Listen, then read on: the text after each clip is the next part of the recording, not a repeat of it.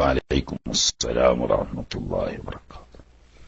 السلام عليكم ورحمة الله وبركاته. أعوذ بالله من الشيطان الرجيم. بسم الله الرحمن الرحيم. الحمد لله رب العالمين، الصلاة والسلام على سيدنا محمد وعلى آله وصحبه أجمعين، أما بعد. اللهم اغفر لنا وارحمنا ولوالدينا ولمشايخنا ولأساتذتنا ولتلامذتنا ولشركائنا ولمصنف هذا الكتاب ولشوارحه ولحواشيه ولجميع علماء الدين.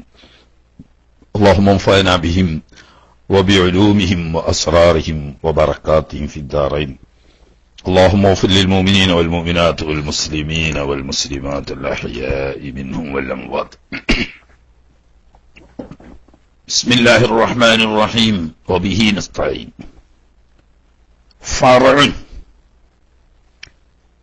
115 page. ഇവിടെ ധ്യാനത്തിലെ കീശേരി പേജിലൊക്കെ നോക്കിയിട്ട് അടിക്കലുണ്ടെന്ന്. ഇപ്പൊ ആരാ അടിക്കണത്? ആലുവരാജ് സൗകര്യം ഉണ്ടെങ്കിൽ ആലുവരാജ് അടിക്കുക, ഇല്ലെങ്കിൽ കീശേരി അടിച്ചാലും മതി. ആരടിച്ചാലും നമുക്കിപ്പോ വീവി കുത്തിയാലും വെള്ളാട്ടി കുത്തിയാലും അരി വെളുക്കണം എന്നുള്ളൂ പറഞ്ഞില്ലേ, അത്രേ ഇപ്പൊ ഇതിന്റെ ആവശ്യമുള്ളൂ. ആളാരാണ് വേണ്ടിയില്ല. ഫറഉൻ ലൗ അസ്വാബൽ അർള നഹ്വു ബൗലിൻ. ആരായിരിക്കുന്ന ഈ സിരി തന്നെ എന്നാ വരട്ടെ. സിരി കണ്ടില്ലേ? അലുരാജ് അടിച്ചാലും കുഴപ്പമില്ല, ആരായാലും മതി. യാനത്തുള്ളവർക്ക് 115 പേജ് മാത്രം. ഫത്വൽ മൊയിൻ സ്വന്തമാണെങ്കിൽ യാനത്തില്ലെങ്കിൽ പേജ് വ്യത്യാസപ്പെടും. നേരത്തെ നമ്മള് വായു നജസ്സായാൽ ശുദ്ധിയാക്കുന്നതിനെ പറ്റി, അതുപോലെ തന്നെ ഹുക്മിയ നജസ്, തടിയില്ല അഥവാ നിറം, മണം, രുചി എന്നിവ കാണാത്ത നജസ്, ഇവ കൊണ്ടൊക്കെ നജസ്സായാൽ ശുദ്ധിയാക്കേണ്ട രീതി പറഞ്ഞു. ഇനി ഇന്ന് നമ്മെ സംബന്ധിച്ച് വലിയ പ്രശ്നം ഉണ്ടാക്കുന്ന വീടുകളിലൊക്കെ ഉള്ള ഒരു പ്രശ്നം, ലൗ അസ്വാബൽ അർള, ഭൂമിയിൽ ആയാൽ, എന്തായാൽ, നഹ്വു ബൗലിൻ, മൂത്രം പോലെയുള്ള നീരായ നജസ്സുകൾ എന്ന് പറഞ്ഞാൽ അകത്ത് കുഞ്ഞു മൂത്രമൊഴിച്ച്, ചിലപ്പോ മാർബിൾ ഇട്ട റൂമായിരിക്കും, ടൈൽസ് ആയിരിക്കും, ഗ്രാനൈറ്റ് ആയിരിക്കും, എന്തായാലും വേണ്ടിയില്ല, ഇനി അല്ലെങ്കിൽ സിമെന്റ് ഇട്ട ഭൂമിയിൽ കുട്ടി മൂത്രമൊഴിച്ചു. മൂത്രം എന്ന് പറഞ്ഞാൽ അതുപോലെയുള്ള ദ്രാവക രൂപത്തിലുള്ള നജസ്സൊക്കെ അതിൽപ്പെട്ടു. മനസ്സിലായില്ലേ? കള്ള് തുടങ്ങിയ ദ്രാവക രൂപത്തിലുള്ള നജസ് ഭൂമിയിലായി. വജഫ, അത് ഉണങ്ങുകയും ചെയ്തു. മൂത്രായത് ഉണങ്ങി. ഇനി വേറെ എന്തുണ്ട്? മൂത്രാവോ ഇപ്പൊ ഇനി ഉണങ്ങോളും കാത്തിക്കേണ്ടി വരുമോന്ന്? അത് വേണ്ട, നന്നായി തുടച്ചെടുത്താലും മതി. മൂത്രത്തിന്റെ തടി നീങ്ങുന്ന നിലക്ക് തുടച്ചെടുത്തു. പിന്നെ ആ നനവ് പശർമ മാത്രമേ അവിടെ ഉള്ളൂ. അതിനും വിധി ഇത് തന്നെയാണ്. അപ്പൊ കുട്ടി ഇപ്പൊ ഉദാഹരണം പറഞ്ഞാൽ അകത്ത് മാർബിൾമലോ മറ്റോ മൂത്രമൊഴിച്ചു, ഉണങ്ങണമെങ്കിൽ കുറെ സമയം പിടിക്കുമല്ലോ. അങ്ങനെ ഉണങ്ങുന്നത് വരെ കാത്തിരുന്ന് കൊള്ളണം എന്നില്ല. നല്ല വൃത്തിയുള്ള ഒരു തുണിയോ മറ്റോ എടുത്ത് ആ മൂത്രം നന്നായി ഒപ്പിയെടുത്തു. ഇപ്പൊ അവിടെ മൂത്രമില്ല, പിന്നെ എന്തുണ്ട്? മൂത്രമായ ആ ഒരു നനവ് മാത്രമേ ഉള്ളൂ. എന്നാലും വിധി ഇത് തന്നെ. അതല്ലെങ്കിൽ മൂത്രം വെച്ച സ്ഥലത്ത് ഉണങ്ങിപ്പോയി, വസ്ത്രത്തിലായാലും, അതല്ലെങ്കിൽ അതുപോലെയുള്ള നമ്മളെ സോഫ സെറ്റ് ഒക്കെ ഇത് തന്നെ വിധി, ഉണങ്ങിപ്പോയി. ഇങ്ങനെ ഫസുബ്ബ അലാ മൗദിഇഹി, ആ മൂത്രം പോലെയുള്ള നജസിന്റെ സ്ഥലത്ത് ഒഴിക്കപ്പെട്ടു. എന്തൊഴിക്കപ്പെട്ടു? മാഉൻ, വെള്ളം. കുട്ടി മൂത്രമൊഴിച്ചിട്ട് ഉണങ്ങുന്നത് വരെ വെച്ചു, ഉണങ്ങി നല്ലോണം. ഇപ്പൊ അവിടെ അടയാളമൊന്നുമില്ലല്ലോ. എന്നിട്ട് അവിടെ കുറച്ച് വെള്ളം അങ്ങോട്ട് പാർന്നു, ഒഴിച്ചു. ഫഗമറഹു, ആ നജസായ സ്ഥലം അതിന് മൂടി, അതിന് മാത്രം വെള്ളം ഒഴിച്ചു. എന്ന് പറഞ്ഞാൽ കുറെ നമ്മൾ ഒഴിക്കും പോലെ ഒരു 15 ലിറ്ററിന്റെ ബക്കറ്റിലുള്ള വെള്ളം ഒന്നായിട്ട് ഒഴിച്ചോളന്നില്ല. ആ മൂത്രമായ മുഴുവൻ സ്ഥലവും ഓടുന്ന നിലക്ക് വെള്ളം കോരി ആ സ്ഥലത്ത് ഒഴിച്ചു. വേറൊന്നും ചെയ്തിട്ടില്ല, അത് വറ്റിച്ചിട്ടില്ല, തുടച്ചു കളഞ്ഞിട്ടില്ല, അവിടുന്ന് ഒലിച്ചു പോയിട്ടില്ല, ഒന്നുമില്ല. ആ സ്ഥലം മുഴുവനും നനയുന്ന നിലക്ക് വെള്ളം ഒഴിച്ചു. എന്നാൽ തന്നെ തഹുറ, ആ സ്ഥലം ശുദ്ധിയാവും. അപ്പൊ ഞാൻ അതിനെ ഓർത്ത് ബേജാറാണ്ട, കുഞ്ഞകത്ത് മൂത്രമൊഴിച്ചു, എന്നാൽ ഇനി എന്താണത് കാട്ടുക? ഒന്നായിട്ട് ആ അകം ഒന്നിച്ച് കഴുകി എന്നിട്ട് തുടച്ച് അതിന്റെ ഒന്നും ആവശ്യമില്ല. മൂത്രമുള്ളപ്പോ മൂത്രത്തിക്ക് വെള്ളം ഒഴിക്കാൻ പാടില്ല, അത് പ്രത്യേകം ശ്രദ്ധിക്കാം. മൂത്രം അവിടെ ഉണ്ട്, അതിക്ക് കുറെ വെള്ളം കൊണ്ടൊന്നും ഒഴിച്ചാൽ പറ്റൂല, അപ്പൊ ആകെ മൂത്രം വെച്ച് സഹിക്കാം. മറിച്ച് മൂത്രം ഒന്നിരിക്കൽ തന്നെ ഉണങ്ങുകയോ അതല്ലെങ്കിൽ അവിടെ നിന്ന് തുടച്ചെടുക്കുകയോ ചെയ്യണം. തുടച്ചെടുത്താലും ഉണങ്ങിയാലും സ്ഥലം നജസ് തന്നെയാണ്. ആ നജസായ തടിയില്ലാത്ത ഈ നജസായ ഈ സ്ഥലത്തേക്ക് ആ നജസ് പറ്റിയ സ്ഥലം മുഴുവനും എത്തുന്ന നിലക്ക് വെള്ളം ഒഴിച്ചു പാർന്നു. ആ സ്ഥലം മൂടിക്കഴിഞ്ഞാൽ സ്ഥലം ശുദ്ധിയായി. വലൂലം യംളബ്, കണ്ടോ, ആ വെള്ളം വറ്റിയിട്ടില്ലെങ്കിലും കുഴപ്പമില്ല. നളബ നളബ എന്ന് പറഞ്ഞ ഫീല് അതിന്റെ യംളബു ആണല്ലോ. അതിന്റെ അർത്ഥം ഹോറ യഹൂർ എന്ന് പറയുന്ന ആണ്. യംളബുന യംളബ് നോക്കി, അത് നോക്കണ്ട.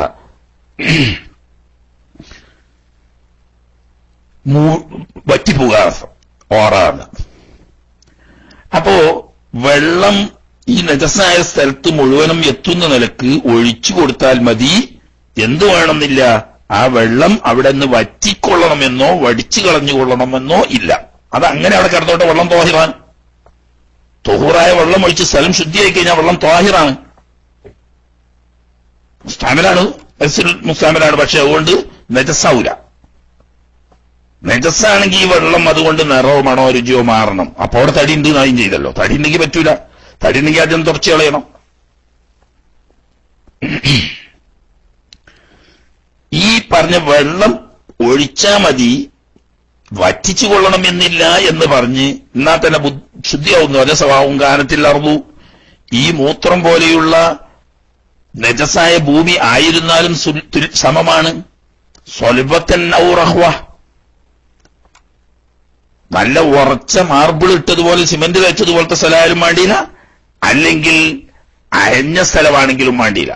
റഹ്വ മയമായ എന്നുള്ള ബിനുസെന്നുള്ള അർത്ഥത്തിനല്ല, പരിക്കരല്ലാത്ത വെള്ളം കീപ്പോട്ട് താന്നു പോകുന്ന ഭൂമി. അങ്ങനെ ഉറച്ചതോ ഇളകിയതോ ആയ ഭൂമിയായിരുന്നാലും നീരായ മൂത്രം കള്ള് പോലെയുള്ള നജസ്സുകളെ കൊണ്ട് മുത്തനജ്ജിസായാൽ ആ നജസ് തുടച്ചു കളയുകയോ സ്വയം ഉണങ്ങുകയോ ചെയ്താൽ ആ നജസായ സ്ഥലത്ത് മുഴുവനും മൂടുന്ന നിലക്ക് തൊഹൂറായ വെള്ളം ഒഴിച്ചു കൊടുത്താൽ തന്നെ സ്ഥലം ശുദ്ധിയായി, വെള്ളം തോഹിറുമാണ്. അപ്പോ പിന്നെ അവിടുന്ന് അത് വടിച്ചു കളയുകയോ വറ്റിക്കുകയോ ചെയ്യണം എന്നില്ല. ഇല്ലാതെ തന്നെ വെള്ളം ഈ സ്ഥലം ശുദ്ധിയായി കഴിയും. അപ്പൊ പെണ്ണുങ്ങൾക്കൊക്കെ ഒരു ഇഷ്കാലുണ്ടാകുക എന്താ, അപ്പൊ നജസ്സുള്ള സ്ഥലത്തേക്കല്ലേ വെള്ളം പാർന്നത്? അതെ. അപ്പൊ ഈ വെള്ളം എന്തായാലും നജസാവൂല ഉസ്താദേ? ഇല്ലാന്ന്. ഈ വെള്ളം നജസായ പിന്നെ ആ സ്ഥലം ശുദ്ധിയാണ് നോക്കുകയോ?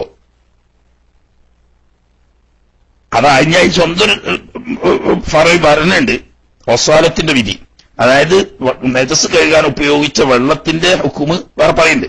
ഇവിടെ സ്ഥലം ശുദ്ധിയാണെന്ന് വിധിച്ചാൽ ആ ശുദ്ധിയാകാൻ ഉപയോഗിച്ച വെള്ളവും ത്വാഹിറാണ്.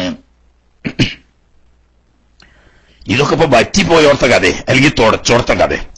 അതേ സമയത്ത് വൈദ കാനത്തിൽ അർളു, ഭൂമിയായിരുന്നാൽ ലം തതശറബ്, അത് കുടിച്ചിട്ടില്ല എന്നല്ല, വറ്റിച്ചിട്ടില്ല.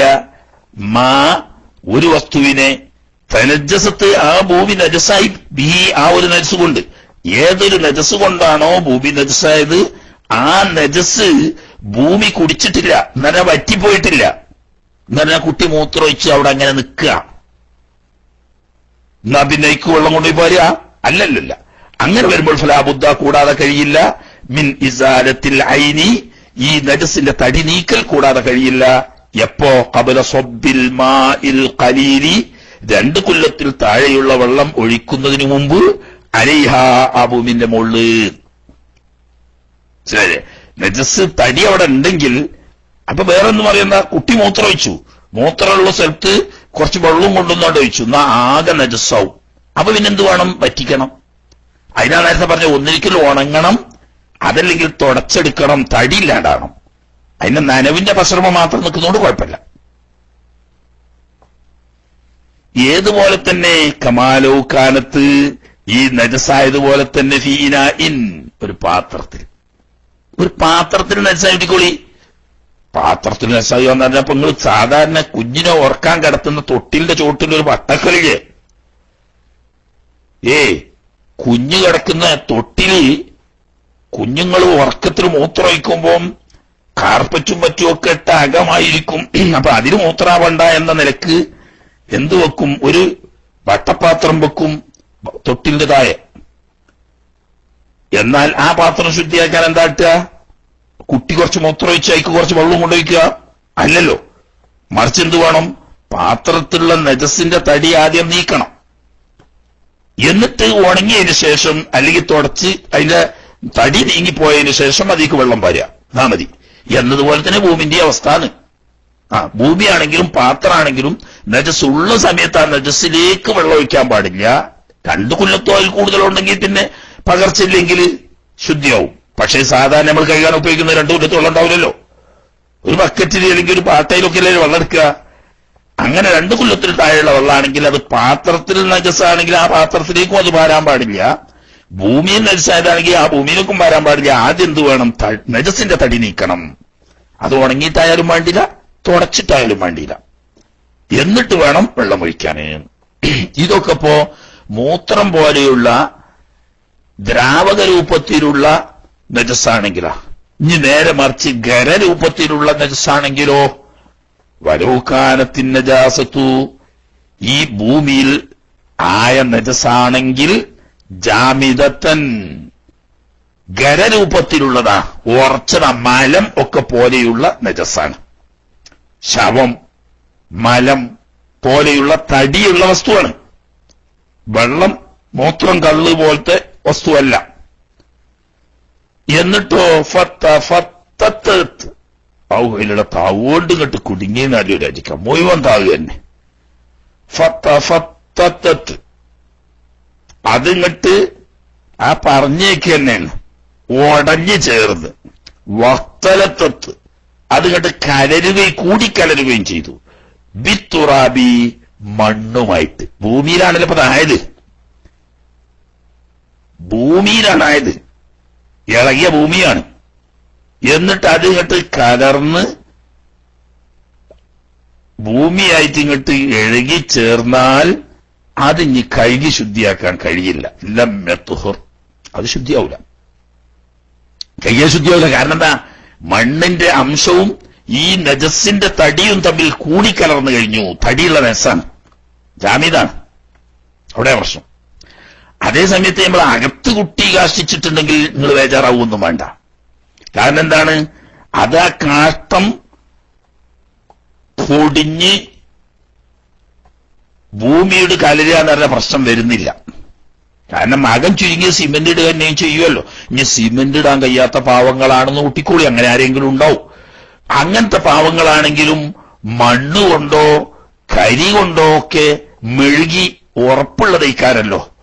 അതുകൊണ്ട് കുട്ടി കാഷ്ടിച്ചാൽ ആ കാഷ്ടം അവിടെ നിന്ന് കോരിയെടുത്ത് ആ സ്ഥലം തുടച്ചു വൃത്തിയാക്കിയാൽ മതി. സ്ഥലം തുടച്ചു വൃത്തിയാക്കിയപ്പോ തടി മുഴുവൻ നീങ്ങി, ഇനി അവിടെ ഒഴിച്ചാൽ മതി. മനസ്സിലായേ? ഇതല്ല പറയുന്നത്, ഇളകിയ മണ്ണ് ഉള്ള സ്ഥലത്താണ്. ആ ഇളകിയ മണ്ണെന്ന സ്ഥലത്ത് കുട്ടി കാഷ്ടിച്ചു, അല്ലെങ്കിൽ ഒരു എലി എത്തേർന്ന് ചീഞ്ഞു, അത് ആ മണ്ണുമായിട്ട് ഇങ്ങോട്ട് കൂടിക്കലർന്നാൽ ആ മണ്ണ് ഇനി കഴുകി ശുദ്ധിയാക്കാൻ കഴിയില്ല. കാരണം മണ്ണിന്റെ ഭാഗമായി മാറിക്കഴിഞ്ഞ നജസ്. ഏതുപോലെ തന്നെയൊക്കെ മുഖ്തലിത്തിൻ, ഒരു മണ്ണ് അല്ലെങ്കിൽ ഒരു ഭൂമി ശുദ്ധിയാക്കാൻ പറ്റാത്തതുപോലെ. എന്തുകൊണ്ട് കലർന്നേ? മുഖ്തലിത്തിൻ ബിനഹ്വി സ്വദീദിൻ, മരിച്ച ആളുകൾ ചീഞ്ഞിട്ട് അതുകൊണ്ട്. സ്വദീദ് കാരണം അവിടെ പണ്ട് പറഞ്ഞ ചോരി നീരും കൂടിയ ആ ദ്രാവകമല്ല പറയുന്നത്, അതാണെങ്കിൽ നീരായതാണ്. ഇതല്ല. മനുഷ്യൻ നമ്മളൊക്കെ ഇപ്പൊ പൗറും അന്തസ്സും കാട്ടി ഇങ്ങനെ നടക്കണുണ്ടല്ലോ. മരിച്ച് മറമാടി ദിവസങ്ങൾ കഴിയുമ്പോൾ നമ്മളെ ശരീരങ്ങളൊക്കെ ചീഞ്ഞ് അഴുകി മണ്ണുമായി കൂടിക്കലർന്നു. അങ്ങനെ മനുഷ്യന്റെ മയ്യത്ത് ശരീരം അഴുകി ദ്രവിച്ച് മണ്ണുമായി കൂടിക്കലർന്നു. ആ മണ്ണ് ഇനി കഴുകി ശുദ്ധിയാക്കാൻ കഴിയില്ല. കാരണം ശരീരത്തിന്റെ ഈ ചീഞ്ഞൊളിഞ്ഞ നജസായ ഭാഗവും അതുപോലെ മണ്ണും കൂടിക്കലർന്നു പോയി. ഇനി അത് വേർതിരിക്കാൻ കഴിയില്ല. അതുകൊണ്ട് ആ സാധനം നജസാണ്. എന്തുകൊണ്ട് ശുദ്ധിയാക്കാൻ കഴിയില്ല എന്ന്? തീരെ ശുദ്ധിയാവില്ലെന്നല്ല, ബി ഇഫാവത്തിൽ മായി അലൈഹി, ആ ഭൂമിയുടെ മേല് വെള്ളം ഒഴിച്ചുകൊണ്ട് ശുദ്ധിയാക്കാൻ കഴിയില്ല. കാരണം ആ തടിയുള്ള നജസ് ഉടഞ്ഞ് കലർന്ന് ഭൂമിയുമായി കൂടിച്ചേർന്നു പോയി. പിന്നെ എങ്ങനെ ശുദ്ധിയാക്കണം? ബൽ, പക്ഷേ എന്തു വേണം? ലാ ബുദ്ദ മിൻ ഇസാലത്തി ജമീഅ തുറാബി, മുഴുവൻ മണ്ണും നീക്കിക്കളയൽ കൂടാതെ കഴിയില്ല.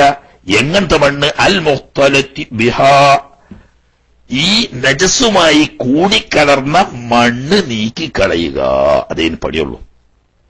അങ്ങനെ ഇളകിയ മണ്ണിൽ കാഷ്ടം പോലെയുള്ള തടിയുള്ള നജസാവുകയും ആ നജസ് ഉടഞ്ഞ് കലർന്ന് ആ മണ്ണുമായി കൂടിച്ചേരുകയും ചെയ്താൽ അവിടം ഇനി കഴുകി ശുദ്ധിയാക്കാൻ കഴിയില്ല. മറിച്ച് ആ നജസ്സുമായി കൂടിക്കലർന്ന മണ്ണ് അവിടെ നിന്ന് നീക്കിക്കളയുക. അതേ പണിയുള്ളൂ. പിന്നെ ഇനി വേറെ വിഷയം. വാഫ്താബാഹും, ചില ഉലമാക്കന്മാര് ഫത്വ കൊടുത്തിട്ടുണ്ട്. ഫി മുസ്ഹഫിൻ, ഒരു മുസ്ഹഫിന്റെ വിഷയത്തിൽ. മുസ്ഹഫിന് ഫത്വ കൊടുത്തത് നല്ലട്ടാ.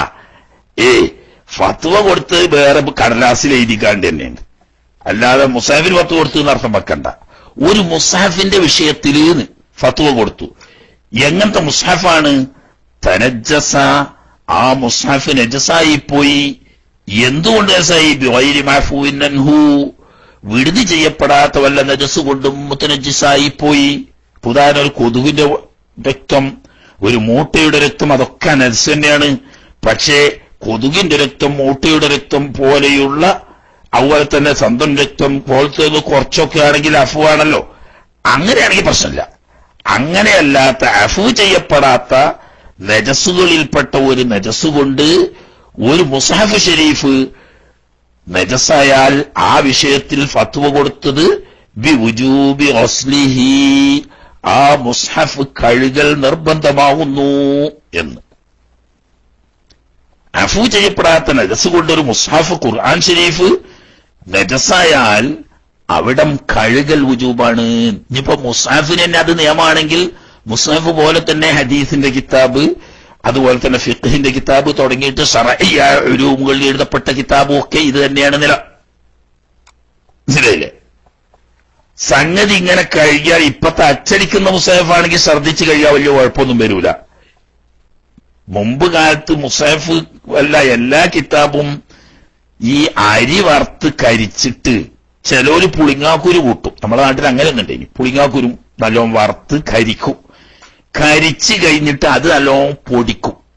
ഈ പൊടിയാക്കിയിട്ട് അത് പശയുള്ള വല്ല വസ്തുവും കൂടി കൂട്ടും.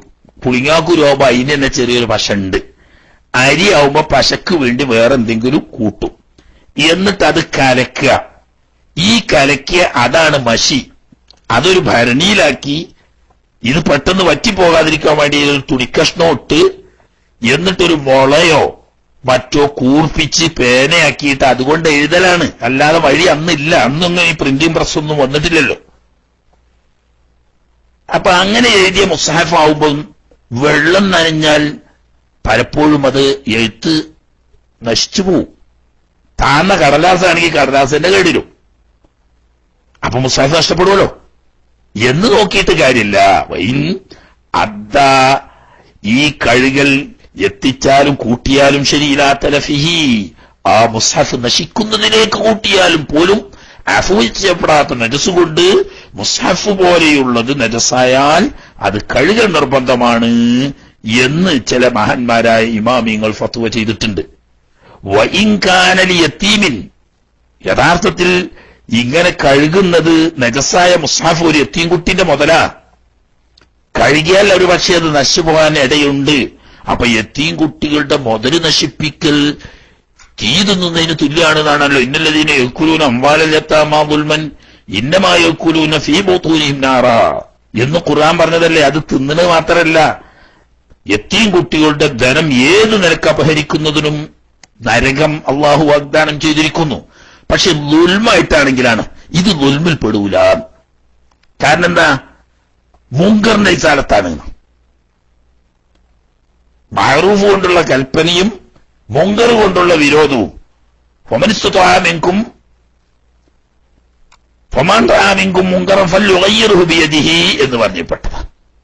ഒരു കുറ്റകരമായ ചീത്തയായ ഒരു കാര്യം കണ്ടാൽ സാധിക്കുന്നവർ പ്രവൃത്തിയിലൂടെ തടയണം. ഇപ്പൊ ഖുർആനു ശരീഫ് പോലെയുള്ള ശർഈയായ ഉലൂമുകളിൽ എഴുതപ്പെട്ട ഒന്നിൽ അഫു ചെയ്യപ്പെടാത്ത നജസായാൽ, അഫു ചെയ്യപ്പെടുന്ന നജസാണെങ്കിൽ സാരമില്ല, അഫു ചെയ്യപ്പെടാത്ത നജസാണെങ്കിൽ അത് നീക്കണം. അത് മുങ്കർ നിസാരത്ത് ചെയ്യാന്ന് പറഞ്ഞതാ. അത് അള്ളാഹുവിന്റെ കൽപ്പനയിൽപ്പെട്ടതാണ്. അവിടെ ഒരു വേള നശിക്കാതിരിക്കാൻ ശ്രമിക്കുക. നശിച്ചു എന്നാൽ പോലും അത് കഴുകൽ നിർബന്ധമാണ് എന്ന് ഇങ്ങനൊരു ഫത്വ. എന്നാൽ ഖാല ശൈഖുന, ഈ ഫത്വയെ കുറിച്ച് ബഹുമാനപ്പെട്ട ഇബ്നു ഹജറുൽ ഹൈതമി റളിയല്ലാഹു തആല അൻഹു തങ്ങൾ പറയാണ്, വയതഅയ്യനു ഫർളുഹു, ഈ പറയുന്ന വിധി ഹുക്മ് അതിനെ സങ്കല്പിക്കേണ്ടത് അനിവാര്യമാണ്. എവിടെയാണെന്ന്? ഫീമാ ഇദാ മസ്സത്തിൻ നജാസത്തു, ഈ നജസ് സ്പർശിച്ചെങ്കിലാണ്. ഷൈഅൻ മിനൽ ഖുർആൻ, ഖുർആൻ എഴുതിയ സ്ഥലത്ത് നജസായിണെങ്കിലാണ്. കേടുവരും എന്ന് കണ്ടാലും അത് കഴുകി കളഞ്ഞു കൊള്ളണം എന്ന നിയമം. ബിഖിലാഫി മാ ഇദാ കാനത്ത്, ഈ നജസാണെങ്കിൽ ഉള്ള ഒരു രൂപത്തിനത് ഫീ ലഹ്വിൽ ജിൽദി, അതിന്റെ ചട്ട പോലത്തെ സ്വൽത്തോ അവിൽ ഹവാഷി അല്ലെങ്കിൽ എഴുത്തില്ലാത്തതിന്റെ വക്കത്തൊക്കെ ആണെങ്കിൽ ഈ പറയുന്ന നിർബന്ധം നാശം വരികയാണെങ്കിൽ വേണം എന്ന് വരില്ല. അതേ സമയത്ത് ഖുർആനിന്റെ എഴുതിയ കലിമാത്തുകളിലായിട്ടുണ്ടെങ്കിൽ അത് നീക്കിയേ പറ്റൂ. മുസ്ഹഫ് എന്ന് പറയുമ്പം മൊത്തത്തിൽ പറയുന്ന പേരാണല്ലോ. മുസ്ഹഫ് എന്ന് പറഞ്ഞാൽ അതിന്റെ ചട്ടയും അതിന്റെ എഴുത്തില്ലാത്ത ഭാഗവും എഴുതപ്പെട്ടത് മൊത്തം കൊടുത്ത ആ കിതാബിൽ പറയുന്ന പേരാണ് മുസ്ഹഫ്. അപ്പൊ മുസ്ഹഫിലായാൽ എന്ന് പറഞ്ഞാൽ ഖുർആൻ എഴുതിയോർത്തായാൽ ഈ പറഞ്ഞ നിലക്ക് അത് നീക്കിക്കളയണം എന്ന്. ഓക്കെ, ഇനി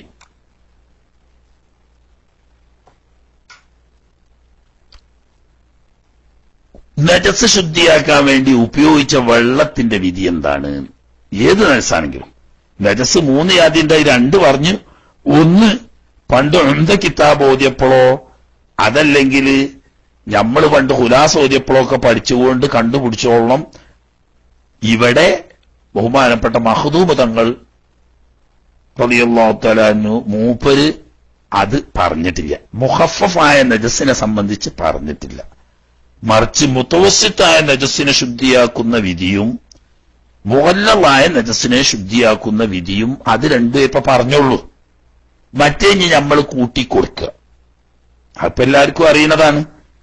2 വയസ്സ് തികയാത്ത ഭക്ഷണമായിട്ട് മുലപ്പാലല്ലാതെ മറ്റൊന്നും കഴിക്കാത്ത ആൺകുഞ്ഞിന്റെ മൂത്രം, അതിനാണ് ഇപ്പൊ മുഖഫഫായ നജസ് എന്ന് പറയുന്നത്. അപ്പൊ പെൺകുഞ്ഞിന്റെ നജസ് ജനിച്ച അന്ന് തന്നെയാണെങ്കിലും മുഖഫഫായ നജസല്ല, സാധാരണ മനുഷ്യന്മാരുടെ മൂത്രം പോലെ നജസാണ്. ആൺകുഞ്ഞിന്റെ നജസ് മൂത്രം തന്നെ 2 വയസ്സ് കഴിഞ്ഞാൽ ഇപ്പോഴും ഉമ്മാന്റെ അമ്മിഞ്ഞ പാലല്ലാതെ ഒന്നും ആ കുഞ്ഞ് കഴിക്കുന്നില്ല. എന്നാലും 2 വയസ്സ് കഴിഞ്ഞാൽ പിന്നെ സാധാരണ നജസിന്റെ വിധി വന്നു. ഇനി 6 മാസേ ആയിട്ടുള്ളൂ കുഞ്ഞിന്. പക്ഷേ അപ്പോഴേക്കെന്നെ കുട്ടിക്ക് എന്ത് കൊടുക്കാൻ തുടങ്ങിയെന്ന്? ബേബി ഫുഡ് കൊടുക്കാൻ തുടങ്ങിയിട്ടുണ്ട്. എന്നാൽ ഇപ്പോഴും സാധാരണ മനുഷ്യന്മാരെ മൂത്രം പോലെ തന്നെ കഴുകിക്കൊള്ളണം. അപ്പൊ ആൺകുഞ്ഞിൻ്റെതാണ്, 2 വയസ്സ് തികഞ്ഞിട്ടില്ല, ഭക്ഷണമായിട്ട് പാലല്ലാതെ മറ്റൊന്നും കഴിച്ചിട്ടില്ല. ഇങ്ങനെയുള്ള ആൺകുഞ്ഞുങ്ങളുടെ മൂത്രം മുഖഫഫായ നജസാണ്. അപ്പൊ എന്താ അങ്ങക്ക് അതിലൊരു വർഗീയത? പെൺകുട്ടിൻ്റെതാണെങ്കിൽ ജനിച്ച അന്ന് തന്നെ മൂത്രം സാധാരണ നജസാണ്, കഴുകി തന്നെ വേണം. ആൺകുട്ടികൾക്ക് 2 കൊല്ലം വരെ ഒരു ഇളവെന്താ? അത് ഈ സ്ത്രീപക്ഷപാതികൾ പറയുമ്പോൾ കിതാബൊക്കെ ഉണ്ടാക്കുന്നത് ആണുങ്ങളല്ലേ, അപ്പൊ ഓൾക്ക് ഒപ്പിച്ച് മസാല പറയാണ്. അങ്ങനെയല്ല, മറിച്ച് അത് ഇന്നത്തെ ശാസ്ത്രലോകം അത് തെളിയിച്ചു കഴിഞ്ഞു. ഒരു ചെറിയ ഇന്ന് പ്രസവിച്ച ഒരു പെൺകുഞ്ഞാണെങ്കിൽ പോലും ആ പെൺകുഞ്ഞിന്റെ മൂത്രം ലാബിൽ ടെസ്റ്റ് ചെയ്യുകയാണെങ്കിൽ ഒരു തികഞ്ഞ ഒരു മനുഷ്യന്റെ മൂത്രത്തിലുള്ള എല്ലാ അംശങ്ങളും ഈ കൊച്ചു പൈതലാവുന്ന പെൺകുഞ്ഞിന്റെ മൂത്രത്തിൽ കാണാനാവും. നേരെ മറിച്ച് ഭക്ഷണമായി പാല് മാത്രം കഴിച്ച 6 മാസം 3 മാസം 1 കൊല്ലം ഒക്കെ ആയ ചെറിയ പൈതലായിരുന്ന ആൺകുഞ്ഞിന്റെ മൂത്രം ലാബിൽ പരിശോധിച്ചാൽ ആ മൂത്രം ഏകദേശം ശുദ്ധജലത്തോട് വളരെ സാമ്യമുള്ളതായി, അതിലുള്ള അണുക്കളുടെ അംശം വളരെ കുറഞ്ഞതായും കാണും. ഇതിന്ന് ലാബ് ടെസ്റ്റിൽ വ്യക്തമായ റിസൾട്ടാണ്, ആൺകുട്ടിയുടെ മൂത്രവും പെൺകുട്ടിയുടെ. ഇനി അതുമാത്രമല്ല, ഒരു സ്ത്രീ കഴിഞ്ഞ പ്രാവശ്യം പ്രസവിച്ചപ്പോൾ ഒരു ആൺകുട്ടിയെ ആയിരുന്നു പ്രസവിച്ചിരുന്നത്. ആ കുഞ്ഞിന് കൊടുക്കാൻ വേണ്ടി അല്ലാഹു തആല ഉമ്മയുടെ മാറിടത്തിൽ കൊടുത്ത മുലപ്പാൽ എടുത്ത് ഒരു ലാബിൽ ടെസ്റ്റ് ചെയ്ത് അതിന്റെ റിസൾട്ട് അവിടെ സൂക്ഷിച്ചു വെക്കുക. പിന്നീട് രണ്ടാമത് ഇപ്പോൾ ആ ഉമ്മ പ്രസവിച്ചത് ഒരു പെൺകുഞ്ഞിനെയാണ്. ഇപ്പോൾ ആ ഉമ്മയുടെ മുലപ്പാലിൽ എടുത്ത് ടെസ്റ്റ് അതേ ലാബിൽ തന്നെ നിങ്ങൾ ടെസ്റ്റ് ചെയ്ത് നോക്കൂ.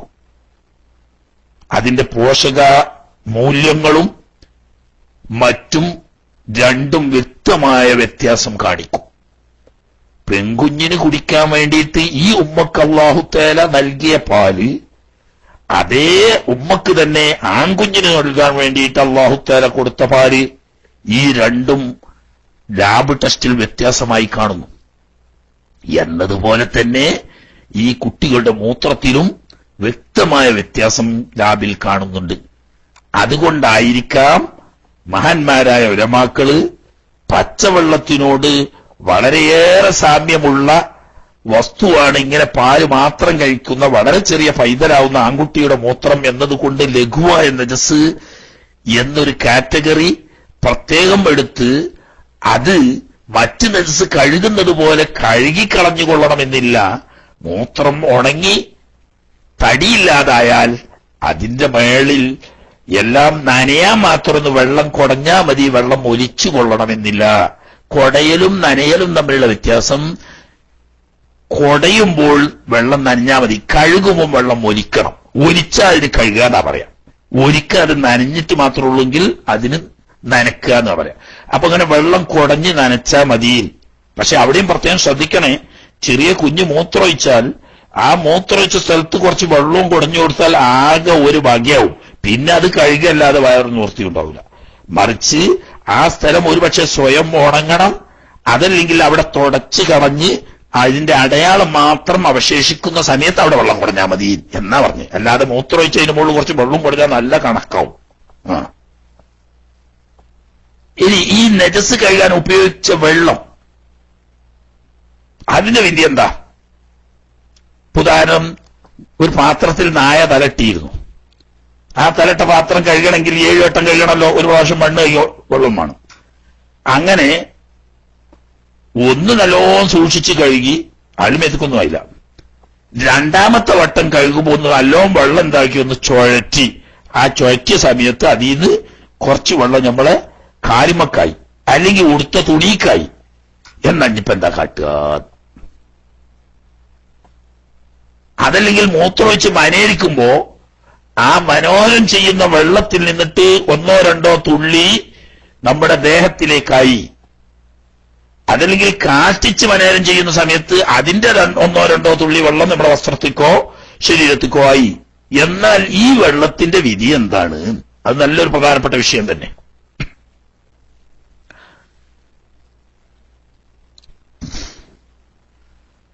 ഫറോൻ ഉസാലത്തുൽ മുതനജ്ജിസി,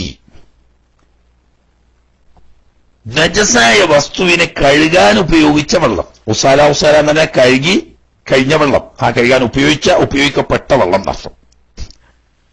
ഈ മുത്തനജ്ജിസ് എന്ന് പറയുമ്പോൾ അഫുവൻ അൻഹു, വിടുതി ചെയ്യപ്പെടുന്ന നജസ് കൊണ്ട് മുത്തനജിസായ വസ്തു കഴുകിയാലും സംഗതി നിയമം ഒന്ന് തന്നെ.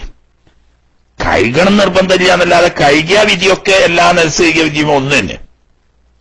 അങ്ങനെ മഹ്ഫൂവിന് ഇതുപോലെ അതിന്റെ ഉദാഹരണം കദമിൻ ഖലീലിൻ, കുറഞ്ഞ രക്തം അഫു ചെയ്യപ്പെടുമല്ലോ.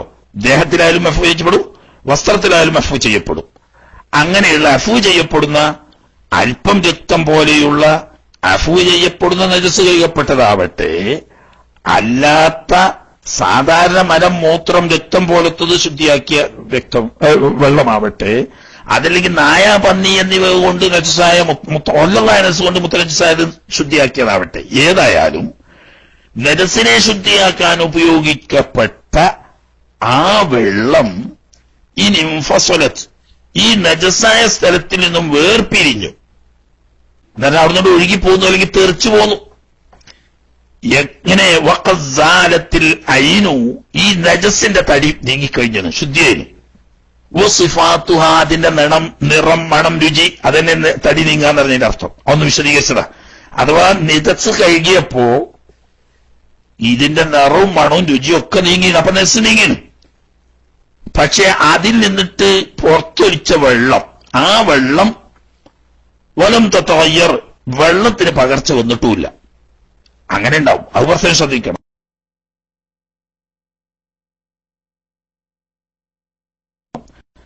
നല്ല ചെറിയ തോതിലുണ്ട്, അതിനെ നജസാന്ന് പറയേണ്ട ആവശ്യമില്ല.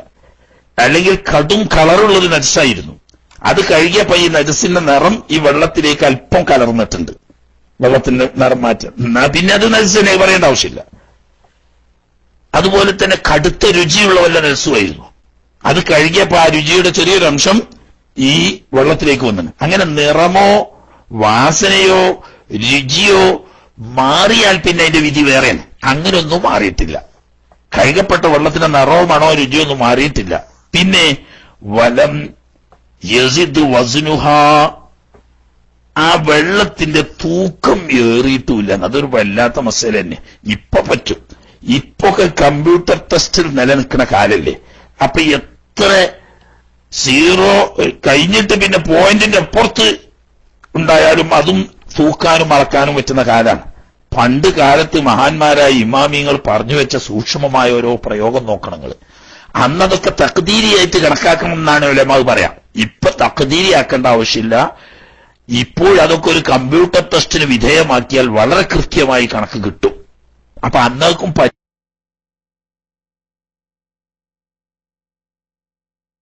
പറ്റുന്ന കോലത്തിലാണ്. അന്ന് തന്നെ അക്കാലത്തിൽ എന്തു വേണം, മൈനസും പ്ലസും രണ്ടും കൂട്ടണം, എന്നിട്ട് ടോട്ടൽ ചെയ്തിട്ട് ആകെ വരുന്ന ഉത്തരത്തിലാണ് ഏറിയണോ ഇല്ലേന്ന് തീരുമാനിക്കുക.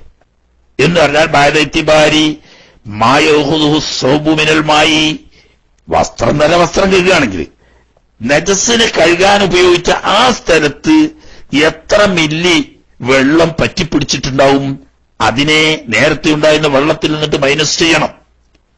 പിന്നെ വൽ മാഉ മിനൽ വസഖി, ഈ സ്ഥലത്ത് കഴുകാൻ ഉപയോഗിച്ച സ്ഥലത്തുണ്ടായിരുന്ന അഴുക്ക് ഈ വെള്ളത്തിലേക്ക് ഇങ്ങോട്ട് കൂടുന്നതിനെ പ്ലസ് ചെയ്യുകയും വേണം. എന്നിട്ട് ടോട്ടൽ ചെയ്താൽ കിട്ടുന്ന ഉത്തരം നേരത്തെ ഉണ്ടായിരുന്നതിനേക്കാൾ കൂടിയിട്ടില്ലെങ്കിൽ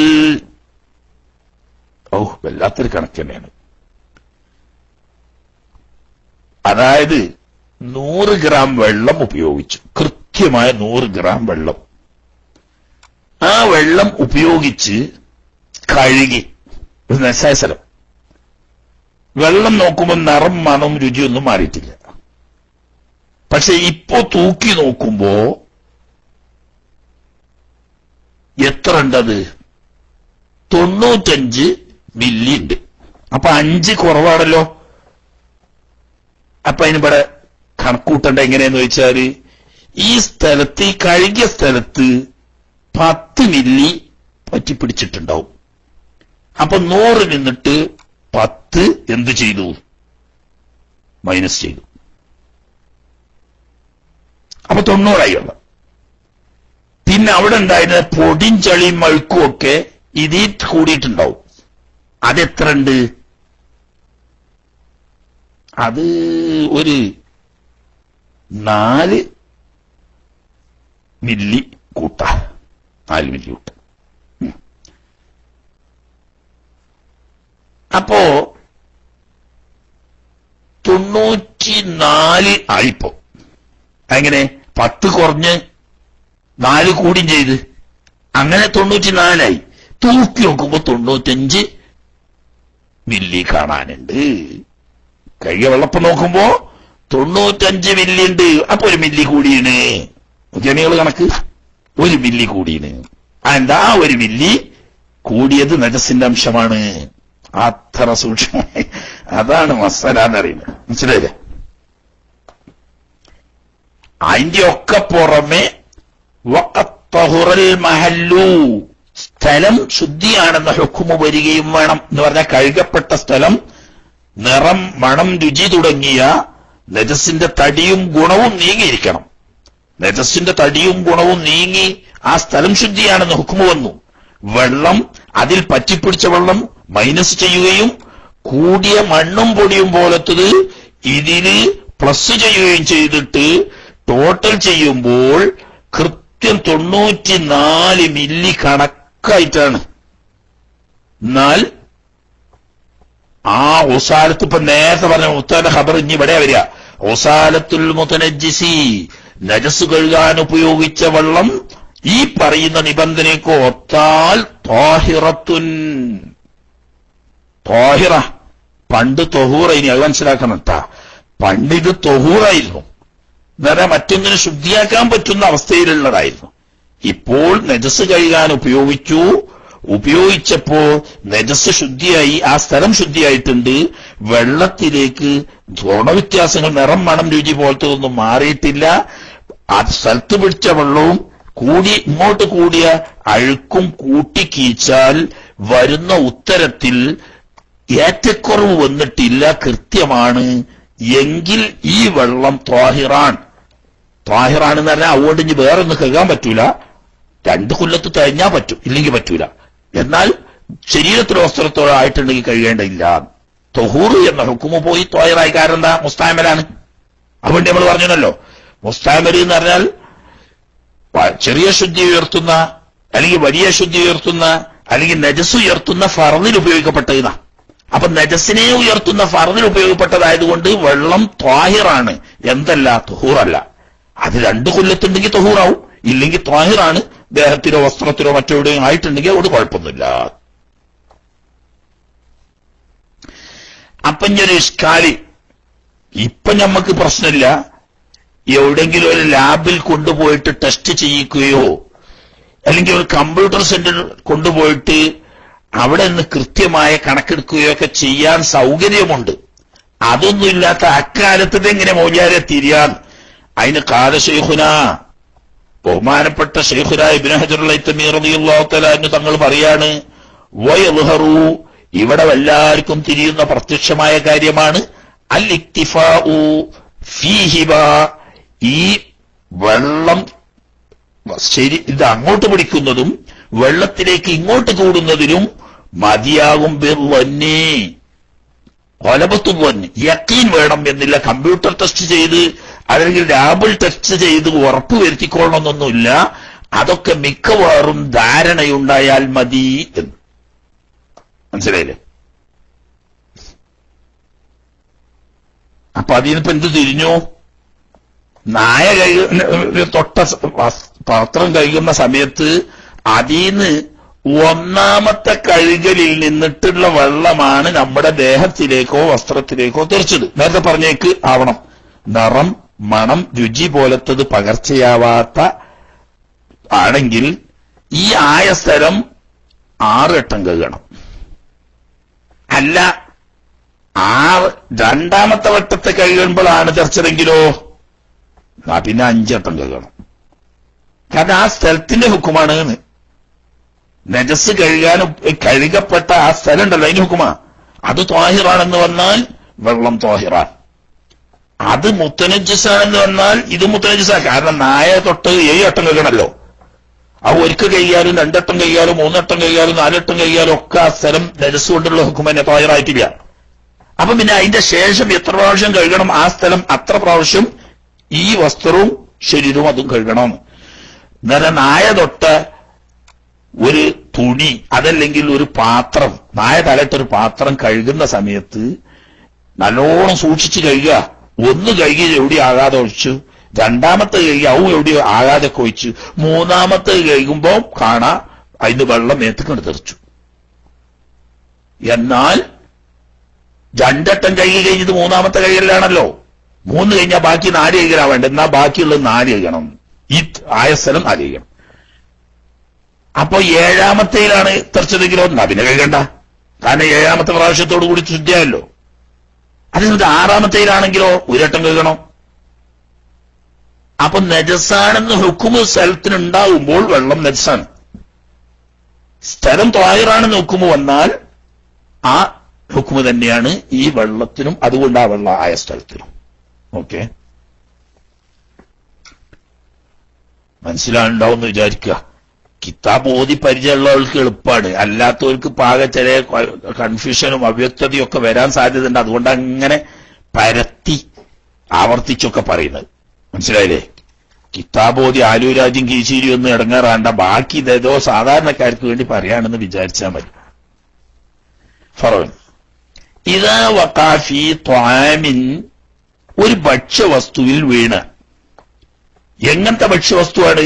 ജാബിദിൻ, ഉറച്ചതായ ഭക്ഷ്യ സാധനം. ഉറച്ചത് എന്ന് പറഞ്ഞ പോലെ കരിങ്കല്ലോ ഉറച്ചതായിക്കൊള്ളുന്നുണ്ടോ? അതൊന്നുമില്ല.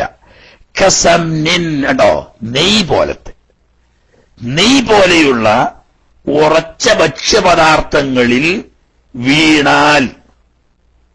എന്ത് വീണാൽ?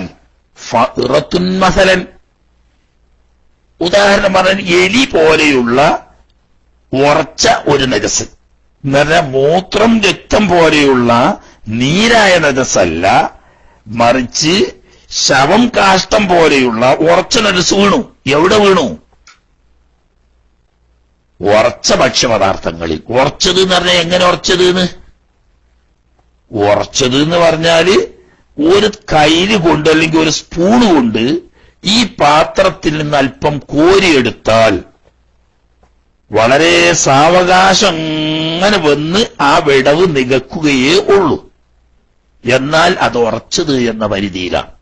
അല്ല, വല്ല കഞ്ഞിയോ ചായയോ ഒക്കെ ആണെങ്കിൽ അതിന് നമ്മളൊരു കയ്യിൽ കൊണ്ടുകൊണ്ട് കോരിയാൽ നമ്മളെ കയ്യിൽ പൊക്കുമ്പം തന്നെ ആ കോരി അടയാളം അവിടെ കാണൂല. അതിനാണ് ഇപ്പൊ നീരായത് എന്ന് പറയുന്നത്. അപ്പോ ഒരു പാത്രം കൊണ്ട് ഇതിൽ നിന്ന് കോരിയെടുക്കുമ്പോൾ പെട്ടെന്ന് ആ വിടവ് നികന്നു പോകുന്നതാണെങ്കിൽ അത് നീരായത് എന്നും, പെട്ടെന്ന് ആ വിടവ് നീങ്ങുന്നില്ല, ക്രമേണ വന്നടയുന്നേ ഉള്ളൂ എങ്കിൽ അതിന് ജാമിദ് എന്നോ. അതിനാണ് ഇപ്പൊ നെയ്യ് ഉദാഹരണം പറഞ്ഞ്. നെയ്യ് ഉറച്ചെന്ന് പറഞ്ഞാൽ ഉണങ്ങിയിട്ടല്ലല്ലോ ഉണ്ടാകുക. പക്ഷേ ചായ കോരിയതുപോലെ കഞ്ഞി കോരിയതുപോലെ നമ്മൾ കോരിയെടുക്കുമ്പോഴത്തേനും മൂടൂല. പിന്നെ അങ്ങനെ വന്നിങ്ങനെ ആ വിടവാണ് നിൽക്കണ. അങ്ങനെയുള്ള ജാമിദായ ഭക്ഷ്യപദാർത്ഥങ്ങളിൽ ജാമിദായ തരത്തിലുള്ള ഒരു നജസ് വീണ്, ഇപ്പൊ മോശന ഒരു എലി അല്ലെങ്കിൽ അതുപോലത്തെ ഒരു കൂറ അല്ലെങ്കിൽ ഒരു പാറ്റ പോലത്തെ എന്തോ വീണ്, അപ്പൊ മാത്രത്തെ ചത്തു ചവായി, അപ്പൊ നജസാണല്ലോ. എന്നാ എന്താ കാട്ടി? അത് ആകെ കൊണ്ടുപോയിട്ട് പശുവിന്റെ വെള്ളത്തിൽ തട്ടണോ? അതിന്റെ ഒന്നും ആവശ്യമില്ല. പിന്നെ ഉൽക്കിയത്ത് ആ നജസിനെ എടുത്ത് കളയപ്പെടണം. വമാ ഹൗലഹ, അതിന്റെ ചുറ്റുമുള്ളതും, ചുറ്റുള്ളത് തന്നെ ഇമ്മ മാസഹാഫക്, ഇത് പരസ്പരം തൊട്ട സ്ഥലം മാത്രം എടുത്ത് കളഞ്ഞാൽ മതി. ഈ ഭക്ഷ്യപദാർത്ഥവും നജസും പരസ്പരം കൂട്ടിമുട്ടിയ തൊട്ട സ്ഥലം മാത്രം എടുത്ത് കളഞ്ഞാൽ മതി. വൽ ബാക്കി ത്വാഹിറുൻ, ബാക്കിയുള്ളതൊക്കെ ത്വാഹിറാണ്. അപ്പൊ നമ്മളിത് കുറെ ഒസ്വാസാണ്. ഞമ്മക്ക് പിന്നെ അത് ഒരു വസ്തുവിനും പറ്റൂല. അത് നമ്മൾ ആകെ കൊണ്ടുപോയിട്ട് പശുവിന്റെ വെള്ളത്തിക്കാണ് തട്ടും. അങ്ങനെ വേണമെന്നില്ല. ജാമിദായ ഇപ്പറഞ്ഞേക്ക് കോരിയെടുത്താൽ ഉടനെ ആ വിടവ് നിൽക്കാതെ സാവകാശം നിൽക്കുന്ന നിരക്കുള്ള ഉറച്ച ഭക്ഷ്യപദാർത്ഥങ്ങളിലാണ് ഇത്തരം ശവങ്ങളോ മറ്റോ വീണ് നജസായതെങ്കിൽ ആ ശവം എടുത്തു കളഞ്ഞ് അതിനെ തൊട്ടു നിൽക്കുന്ന വസ്തു ആ ഭക്ഷ്യപദാർത്ഥങ്ങളിൽ അല്പം എടുത്തു കളഞ്ഞാൽ ബാക്കിയുള്ളതൊക്കെ ത്വാഹിറാണ്. ഇനി ജാമിദ് എന്ന് പറഞ്ഞാൽ തിരിയാതെ പോണ്ട. വൽ ജാമിദു ഉറച്ചത് എന്ന് പറഞ്ഞാല് എങ്ങനെയാണ് ഈ ഉറക്കുക എന്നാണ്? കരിമ്പാർ ഉറച്ചേക്കോ സിമന്റും കുറച്ചോക്കോ അല്ല. അത് അല്ലത് ഒരു വസ്തുവാണ്. ഇതാ ഒരിഫ മിൻഹു, അതിൽ നിന്നും കോരിയെടുക്കപ്പെട്ടാൽ, ഒരു സ്പൂൺ കൊണ്ടോ കൈലുകൊണ്ടോ പാട്ടോണ്ടോ അതിൽ നിന്ന് കോരിയെടുക്കപ്പെട്ടാൽ എത്രാദു, അത് പരസ്പരം വന്ന് കൂടി ചേരുകയില്ല. അലാ ഖുർബിൻ, പെട്ടെന്ന് വേഗത്തിൽ സാവകാശം വന്ന് ചേരുള്ളൂ. അതൊക്കെ ജാമിദ. അല്ല നേരെ മറിച്ച് മായ എന്ന് പറയുകയാണെങ്കിലോ കോരിയെടുത്ത ഉടനെ തന്നെ, ഉദാഹരണം വെളിച്ചെണ്ണ, എണ്ണ, അതൊക്കെ കോരി നമ്മൾ കയ്യിലെടുക്കുമ്പോൾ തന്നെ ആ സ്ഥലം നിൽക്കും. അതേസമയത്ത് നെയ്യ് അങ്ങനെയല്ല, സാവകാശം വരൂ. ഇങ്ങനെ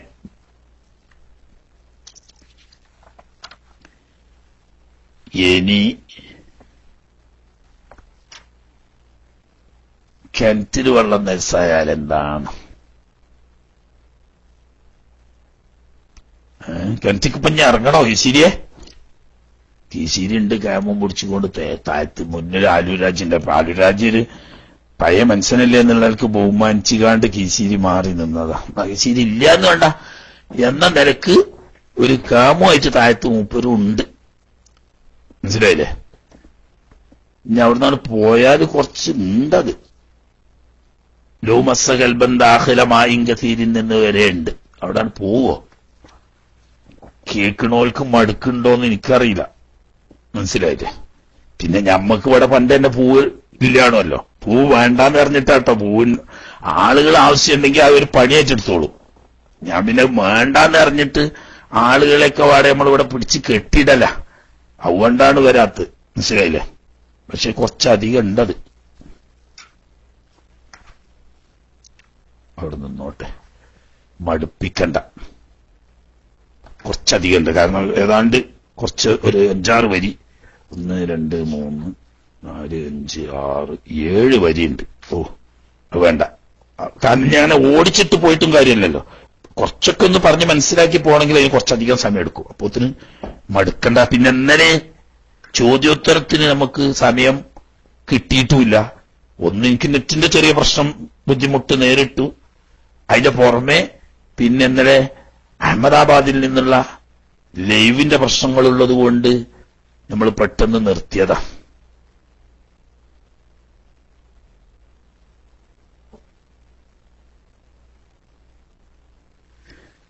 ഇൻഷാ അല്ലാഹ് ഇന്നലത്തെ ഒന്നും മുക്കുപാടെ കൂട്ടിയിട്ട് ബാക്കിയുള്ള സമയം നമുക്ക് എന്താക്കാം. 5 മിനിറ്റ് ബാക്കിയുണ്ട്. ആ ബാക്കിയുള്ള സമയം കൂടി ഇൻഷാ അല്ലാഹ് ചോദ്യോത്തരത്തിന് ഉപയോഗപ്പെടുത്താം. അല്ലാഹു തആല കബൂലാക്കുമാറാകട്ടെ. അവന്റെ ദീനിൽ നാഫിയായ ഇൽമു തന്ന അല്ലാഹു തആല നമ്മളെല്ലാവരെയും അനുഗ്രഹിക്കുമാറാകട്ടെ. ഇൽമനുസരിച്ച് അമൽ ചെയ്യാനും അല്ലാഹുവിന്റെ പൊരുത്തം നേടാനും നമുക്കൊക്കെ അല്ലാഹു തആല തൗഫീഖ് ചെയ്യുമാറാകട്ടെ. ഒരുപാട് തെറ്റുകൾ ചെയ്യുന്ന പാവങ്ങളാണ്. അല്ലാഹു തആല എല്ലാം അവന്റെ ഫദ്ല് കൊണ്ട് വിട്ടുപുറത്ത് മാപ്പാക്കി തരുമാറാകട്ടെ എന്ന് ദുആ ചെയ്തുകൊണ്ട് ഇനി ചോദ്യക്കാർക്ക് വേണ്ടി മൈക്ക് കൈമാറുന്നു. അസ്സലാമു അലൈക്കും.